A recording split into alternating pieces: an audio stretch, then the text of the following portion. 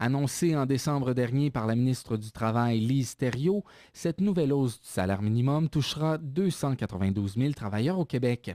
Ce sont surtout les femmes et les jeunes de moins de 25 ans qui en bénéficieront, eux qui sont plus nombreux à travailler à ce taux horaire. Ouais, c'est bon qu'il n'aille là pour le prix du gaz qui monte tout le temps, puis tout monte. Là.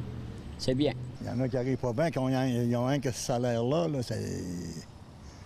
Ils n'arrivent pas beaucoup, les autres. Là. Oui, puis non, parce que le salaire va monter, mais dis-toi que les choses, le prix de la vie, il monte aussi, fait que ça revient équivalent pas mal. Ah, c'est sûr que ça va aider avec le prix du gaz à cette heure, cher pas mal. C'est sûr que ça va aider. Depuis 2003, le salaire minimum a connu une progression de 2,20 $ l'heure au Québec.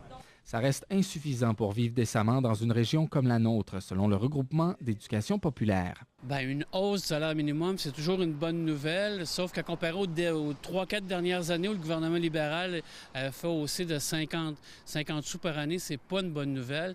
Et c'est pas une bonne nouvelle non plus parce que pour sortir de la pauvreté, quelqu'un qui travaille 40 heures semaine devrait gagner aux alentours de 10 $, 88 $. De l'autre côté, les petites entreprises de la région ont-elles les reins assez solides pour faire face à cette hausse? En général, l'économie va bien, donc les entreprises sont plus en mesure de supporter une hausse du salaire minimum. Sauf qu'à un moment donné, il faut que ça plafonne, là. Ça ne peut pas atteindre des limites inacceptables, là, mais pour l'instant, on ne peut pas dire que ça peut nuire au développement des entreprises comme tel.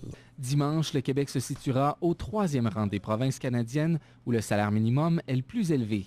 Pourtant, le nouveau salaire minimum ne permet toujours pas de subvenir aux besoins de base tels que définis par Statistique Canada. Selon l'organisme, il faudrait atteindre 10,69 $ pour une semaine de travail de 40 heures. Pascal Lafortune, RNC Média, Rouyn-Noranda.